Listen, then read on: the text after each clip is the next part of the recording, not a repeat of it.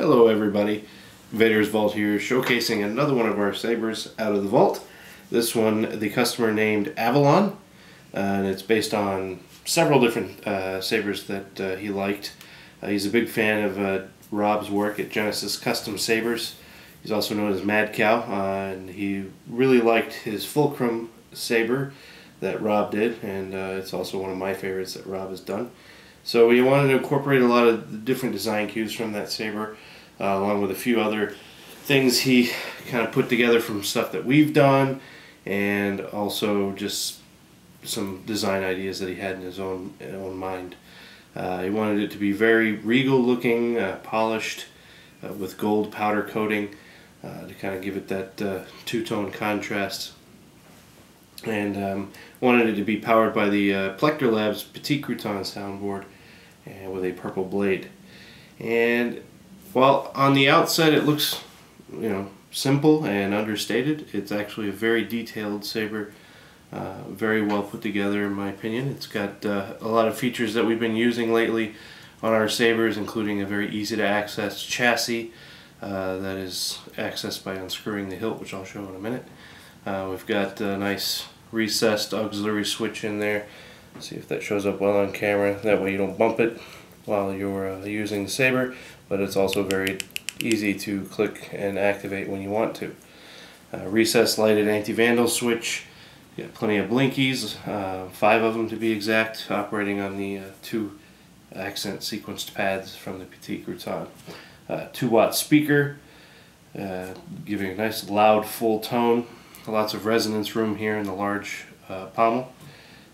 Just like on fulcrum, I found some rubber belting material to add that accent to the hilt, because that is one of the standing details on Rob's saber that I like.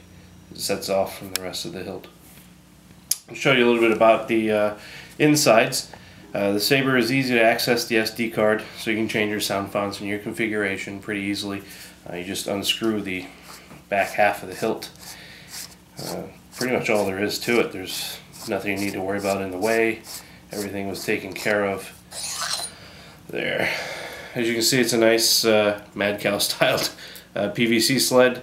I asked Rob a while back if I could steal that from him, and he said that would be no problem. And I actually really like that method of doing things.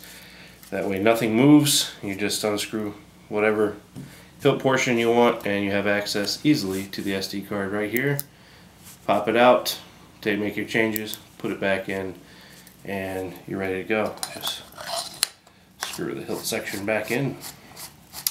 It is actually also loaded with one of Rob's fonts. It is his Revenge font, based on Darth Maul's lightsaber from the Phantom Menace, which you can also get tomorrow, the official launch of saberfont.com.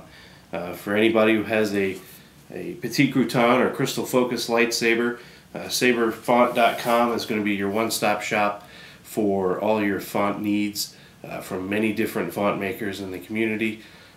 We're launching with the best in the business, and we hope to keep growing. Please support your sound font makers as they support you by buying and legally downloading your sound fonts for use in your sabers. And let's get it powered on, and we'll hear Revenge coming out of Avalon.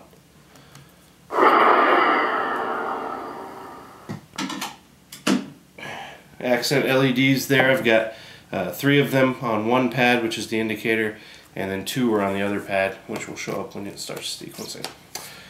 Flat engine 10-watt RGB for the LED.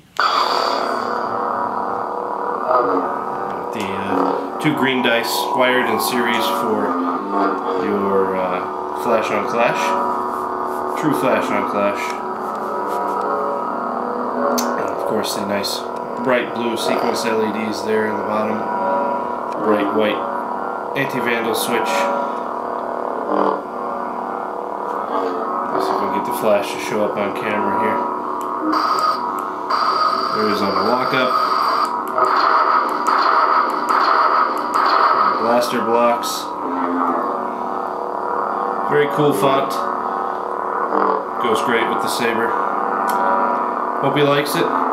Thanks again from the vault, Avalon.